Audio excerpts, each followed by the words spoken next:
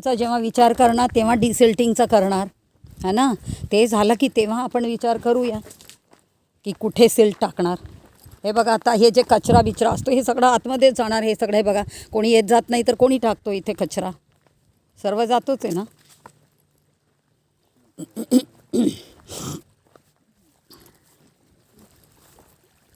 ह्याच्या पण अर्धा स्केल गेला बघा की अर्धी स्केल नव्हती माहीत नाही आता. हां हे त्यांनी बनवल्यापासून नाही आहे की काय आहे. नाही मॅडम हे बघा कधीचं आहे माहीत आहे. तुम्ही बघितलं कधी इथे बोर्ड 1879. विचार करा. म्हणजे विचार करा त्यांनी जे काही केलं आजपर्यंत आपल्याला जसंचं तसं दिसतंय.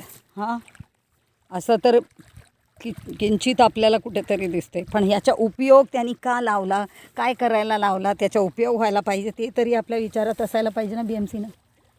हां म्हणजे जेणेकरून आपण ह्याची कॅपॅसिटी वाढवू शकणार ना. मग बघा किती म्हणजे त्या पिरियडला त्या लोकांना कसली टंचाई नव्हती काही नव्हती तरी त्यांनी सर्व विचार करून पाणीच्या एक एक थेंबला कसं हे करायचं विचार केला. आणि मुंबईला स्वतःचं पाणी असायला पाहिजे म्हणून. पण आपण काय करतो ह्या तुलसी विहार लेकचा 2 MLD की कितीतरी आपण नाही 2 नाही म्हणजे 2% सॉरी 2% आपण जो पाणीचा पुरावा मुंबईला देतो ह्या लेकमधून 2%. आणि बाकी सगळं ट्रान्सपोर्ट करून आणतो आपण. भातसा वैतरणा तानसा तिकडनं. आणि परत आता 2 डॅम बांधले. म्हणजे विचार करा या लोकांनी जर असं करून केलं तर असं जेवढे लेक आहे भरपूर लेक आहे पण कुठल्याही लेकला म्हणजे मेंटेनन्स किंवा काही नाही आहे. म्हणून आपण फक्त ह्या 3 लेकचं नाव घेतो आहे. तर आता BMCकडनं हॅलो अजून एक पॉईंट नोट डाऊन करा की जेवढे लेक्स आहेत मुंबईमध्ये त्या लेक्सचा पण लिस्ट हवं आहे. आणि त्याच्या मेंटेनन्स किंवा त्याच्या हे म्हणजे काय आपल्याकडे हे आहे म्हणजे आपला मॉनिटरिंग सिस्टम काय आहे. कारण मुंबईला आता हवं आहे तर आपल्या स्वतःच्या फुटप्रिंट्स वॉटर फुटप्रिंट्स.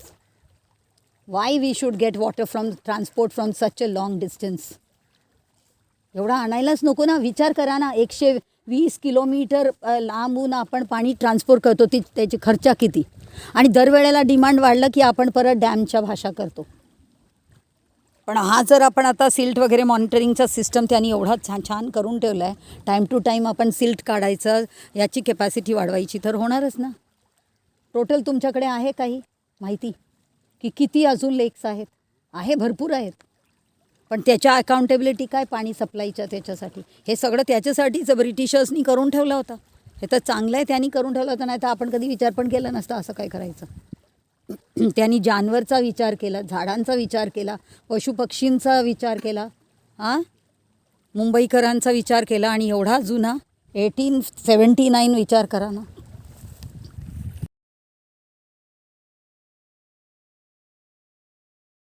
ते जो स्पेस आहे ना मला असं वाटतं जर आपण थोडं बांबू प्लांटेशन केलं तर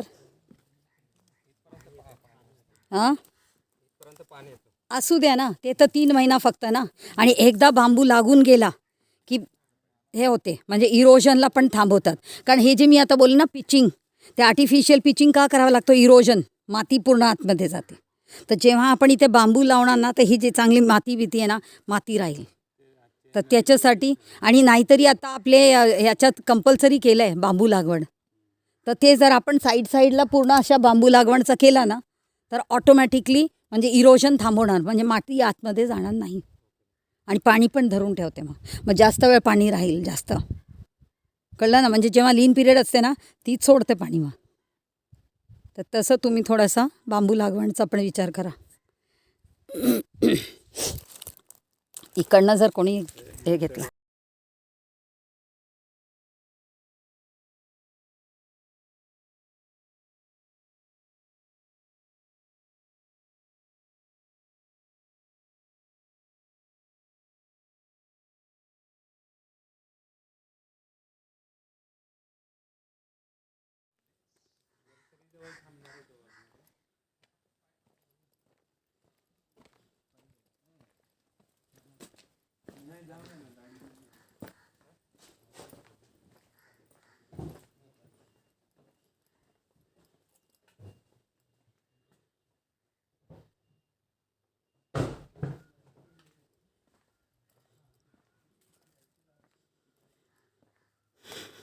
तुलसी लेक.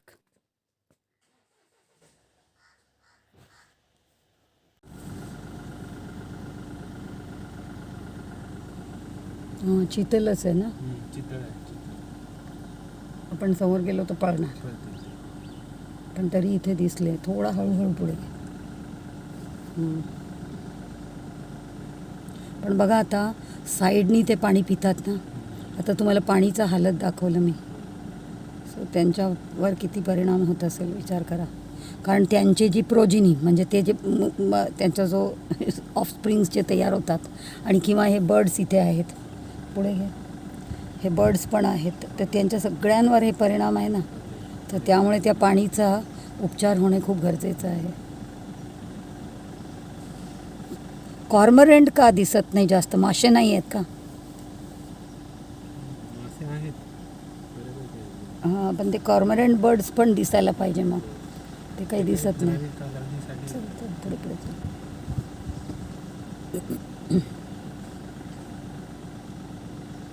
मायग्रेट होतात ना.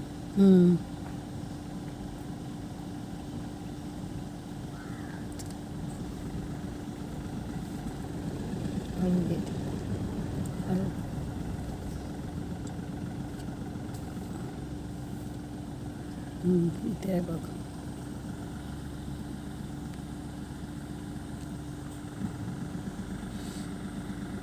चल,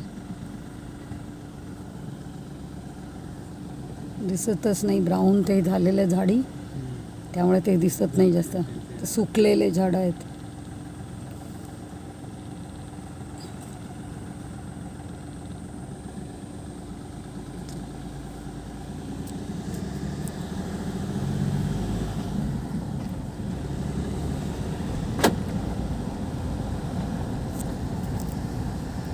हे जे आपले बोर्ड्स लागले आहेत ना, त्या बोर्ड्सवर इन्फॉर्मेशन त्या एज्युकेशनवालेला सांगा जरा. मग भरपूर आहे इथे पण आहे. बिबट्यांना खाते खूप आहे.